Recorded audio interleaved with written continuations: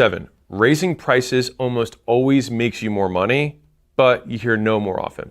And so let me break this down. So I had a sales guy in one of our portfolio companies, and we doubled the price of a product. So a lot of people are like really afraid of like 10% or 20% increases. Like I'll test 4x, 5x price differences. Pricing in many instances is far more inelastic than you think it is. All right, so elastic versus inelastic pricing, I'm not getting into that, but basically, if you have a $5 sandwich going to a $10 sandwich, there's a lot of elasticity with food, meaning people are very responsive to small increases in price. The classic counterexample is if you have life-saving medication, it's not very elastic at all, meaning if you double the price, people still are gonna pay for it because they need to live, right? And so the thing is that if you have a very valuable thing, the price is usually a lot more flexible than you think it is in terms of how much you can move it up, all right? And so I like making massive price tests, but the thing that you have to have when you do this is the balls or the stomach to deal with more no's. And so when I walked that sales team through the price increase, I said, hey, we're gonna double the price. I said, you have to understand that we're for sure gonna get less or fewer yeses. But the question is, will we get half the yeses? So we had a 35% reduction in conversion percentage, but we doubled the price. And so we made more money in multiple ways. So one, we made more absolute revenue. We literally just made more top line. But the magic of this is that, let's say the cost of our thing was $500 and we sold the thing for $1,000. Okay, so we have 50% margins. Well, if we double the price, we go from making $500 in profit to $1,500 in profit. So I actually triple the amount of money I make by doubling my price. And so even if I have a 35% reduction or a 1/3 reduction in sales, I tripled how much money I made on the other 2/3 of my sales, which means me doubling the price with a 1/3 reduction in sales still doubled the profit in absolute amounts despite selling 1/3 fewer customers. And one of the nice benefits of having fewer customers is that you have fewer costs associated with delivering on them. So not only is the gross margin per customer higher, your fixed costs that you have to incur to continue to expand your infrastructure go down. And fundamentally, a smaller amount of customers that make more money is an easier business to run than more customers that make you less money. And let me tell you how important this is. I've seen businesses that have not changed their prices for 5, 6, 7 years, right? Because they're afraid to do it, whatever. But I want to give you some real hard truth right now. In 2017, if you sold something for $100, that was your only product, and you were running 20% margins as a business, if you did not change your price from 2017 until 2024, that $100 now means that your costs in that business have gone up by 20%, which means that your profit is now 0. And so if you feel like your margins continue to compress year after year after year, it's usually because you're not appropriately adjusting your prices. So to give you context, $79 in 2017 is the equivalent of $100 today.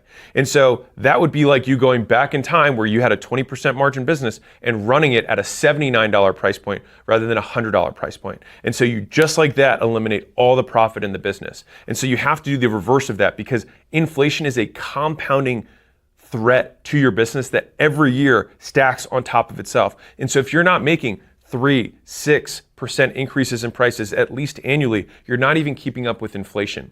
And to give you a little story around this, Warren Buffett, when he bought See's Candies, said that he only wanted to control one thing. And so what that one thing was is that every year he would look at all the prices of all the candies and he would ship them the new pricing. And he has raised prices 50 years in a row, sometimes in a single year as high as 17%. onto their pricing, and as a result of that, he's cleared himself $1 billion in profit. And so if it was the one thing that he focused so hard on, it might be something worth thinking about. So if you do make a pricing change, there's 2 components to this. One is new customers, the other is old customers. The easiest thing to do is just change the price and just apply it to everyone who's new.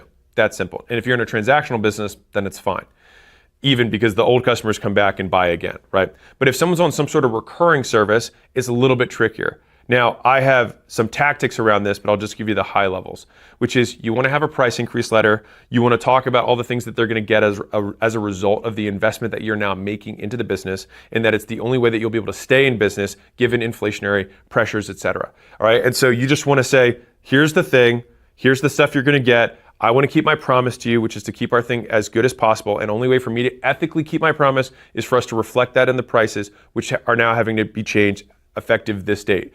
But don't worry, I've grandfathered you in to your old price by this time. And that's key, is that the old customers, you say, everyone wants to be grandfathered. You say, so I'm grandfathering you in until this date. And that way it's not like it's changing tomorrow. It's delaying the pain and giving them a gift right now as a way of honoring the fact that they've been loyal customers to you. Those are the main bullets of what that price letter would go out and say. And if you are going to raise your prices, you want to be measured about it. You should know what your conversion rates are prior to you making the price change, and you should be able to give a statistically significant sample size of shots on goal with the new price before you make a decision. If you get on the phone and the first 2 people say no, well, we knew more people were going to say no. We already expected that. And if you have, call it 40% close rates right now, well, if you make double the price and you go to 30% close rates, then that's still a great deal for you. You might just be getting the first 2 no's out of the 7 no's you already know you're going to get when you talk to 10 people.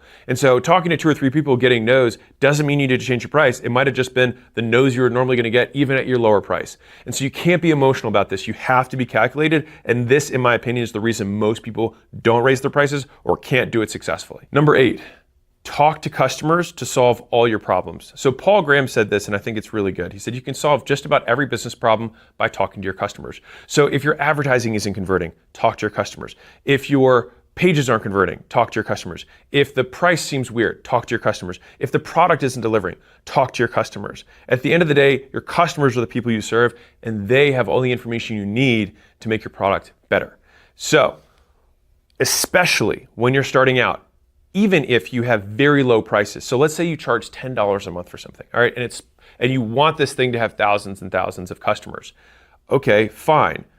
But if you don't talk to customers, you're not gonna know what's going to drive them to convert, buy, and stay.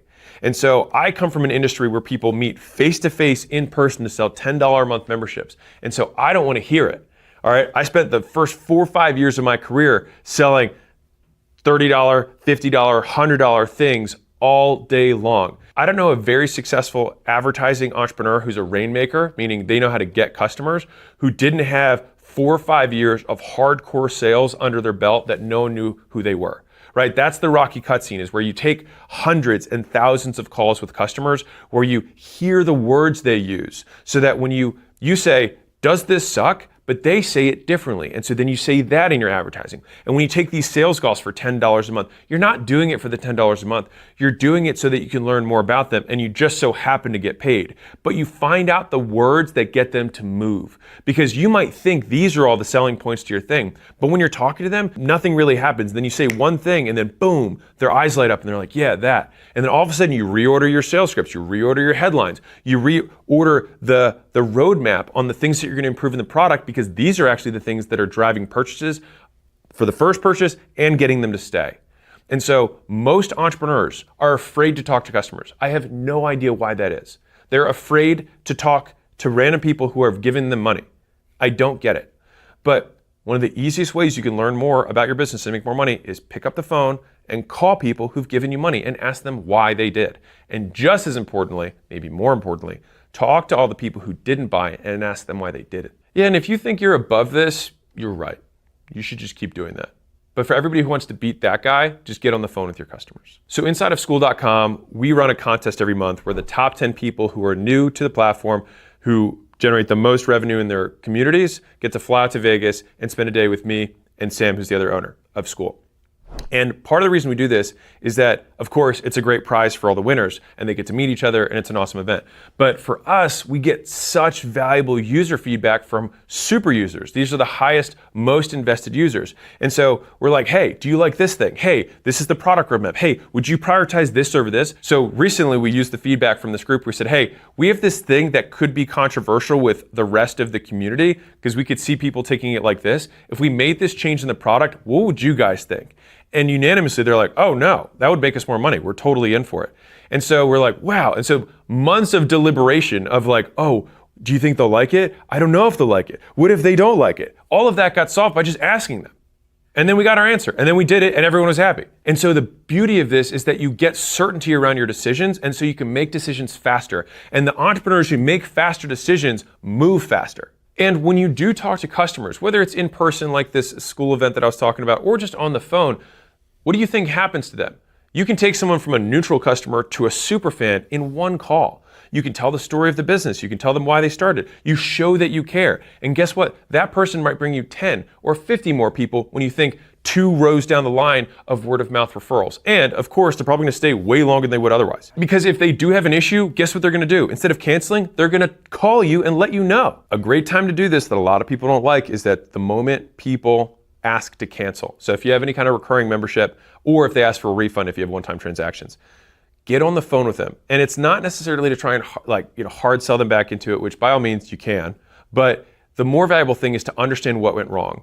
And you'd be surprised how many times you just let someone vent, and here's the key: don't minimize what they said, get more angry about the reason they're canceling than they are. Because you're like, that's ridiculous, that should have never happened to you. I can't believe that was your experience. I completely understand why you'd want a refund. I would want a refund 10 times over. I'm surprised you're not trying to put me in jail. I get it, all right? Is there a world that I can make this right? Or what would it take for me, this is the question, what would it take for me to make this right? And so now you get into them solving what it would cost or what it would take for them to stay. And more times than not, it's not as big as you think. You want to talk to all sorts of customers. So you want to talk to the super users, you want to talk to the moderate users, and you want to talk to the low users. But you're going to get different things out of it. Like I'm not going to prioritize a roadmap or things that I'm going to reinvest in the business based on people who are not that invested in the business. I want to talk to the super users who are getting the most out of it because they're going to have more context. But in terms of what problem do I want to solve for these people, it's like, why didn't this work for you? So this would be stuff that's like friction. So this is going to be way more about getting new customers. Like I'm going to solve new customer problems by finding out why people didn't buy or bought and then left. And then I'm going to figure out how to make my customers more valuable and get them to stay longer by talking to super users and your super fans or the best customers you have about what would make this even better. Number 9, what to say to prospects on the phone when you're just starting to get your first sales. So I use something called the closer framework. I'll make it very short, but the call should go something like this. C, so closer is an acronym. C, clarify why they're there. So what made you hop on the call? What made you take a step? What made you respond to my email? What made you comment on my post? Whatever it is, they took an action to become an engaged lead, and that is your advantage. Because any person that you get on the phone with the exception of a true cold call first pickup, with the exception of that, everyone has responded to an email, they've commented on a post, they've responded to an ad, they've opted in, whatever. So you ask them why they did that. That clarifies, it gives you also a big authority in the frame because they've taken a step towards you, and you're just receiving. So you say, hey, why'd you do that? And then they'll tell you what it was. Then you move on to L, which is like, okay, so what I'm hearing is, and this is labeling with a problem. So it sounds like you want this and this is the problem. Or you want to have this outcome and you haven't gotten it yet. Does that sound about right? And they're going to say yes. And you're like, okay, cool. Then you go to O and you say, you're going to overview their past experiences. And you're like, okay, so what have you done so far to try and make this happen? Why is this so important to you? What else has happened in the meantime that has cost you from not having this occur, right? And we call this the pain cycle. The reason you do the pain cycle before you sell something is that you want to temporarily increase their deprivation around that outcome. So we want to temporarily, in the state of the conversation, increase how important that outcome is for them. So you've probably heard in politics, whatever the topic is of the debate, it's like, it's the economy, it's education, it's the border, right? Whatever media puts more attention on is what people say is the main reason they vote for candidates. They basically make that the topic of the election, which is the macroeconomic situation or whatever, right? When you're in a micro event, like a sales call, you have sometimes 10 minutes, sometimes an hour to basically, in that very small call, elevate the importance of that problem in their life so that you can motivate action. They were kind of hungry when they get on the call, but as you talk about the food that they could be having and the bad food they've been eating every single day and how crappy it is and how it's not good for them and how tasty and delicious this food is, what are we doing? We're increasing their deprivation. We're making them hungrier so that when we make our offer, they're more likely to take it. Which then goes to S, which is you sell the vacation. And so the reason I say sell the vacation, not the plane flight, is most salespeople, most new entrepreneurs want to focus on their features. They want to talk about the flight, they want to talk about TSA, they want to talk about check-in, they want to talk about their bags, they want to talk about their seat, all of these things that are on the way to Maui, their destination. You want to just talk about Maui. You want to talk about the lick your fingers good, what it's going to be like when they have a full stomach and they're feeling great with their family at the restaurant. That's what we want to talk about. We don't want to talk about how they're going to order it. We don't want to talk about the selection. We don't want to talk about how many times they're going to get their drinks refilled. We don't want to talk about any of that. We want to talk about Maui. We want to talk about being on the beach with the wind in their hair, with a Mai Tai in hand. That's what we want to talk about. Sell the vacation typically is a 3-point pitch, which is, by the way, you can separate anything into 3 points, right? Now you just chunk up or chunk down based on, hey, what does it take to be successful? It's like you need fitness, nutrition, accountability. You need the leads to be timely, personalized, and qualified, right? Whatever it is. So it doesn't matter what you're selling. You can come up with 3 points and the people have to say, yeah, if I had all 3 of those things, I would succeed. Now, at that point, someone doesn't say yes, you move on to E, which is explain away their concerns, which are what are the specifics they have that are the reasons that they're not buying, which is usually going to be some sort of specifics about the program, something time related, something money related, something decision maker related, meaning they have to give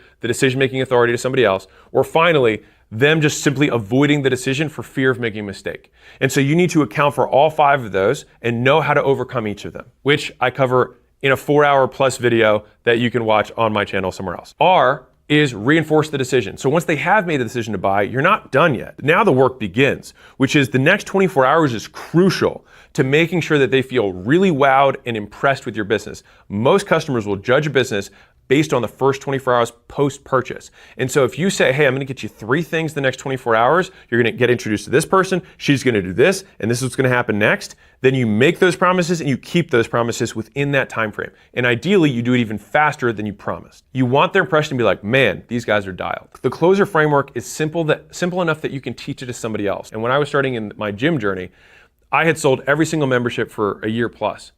And until I had somebody else come in who had never sold weight loss and have them follow the CLOSER framework in the sales pitch and then saw them close their first sale without me, I actually cried. I was like, oh my God, someone else can sell this. This may actually be a business. And so learning to sell in this framework also makes it duplicatable so that you can give it to somebody else.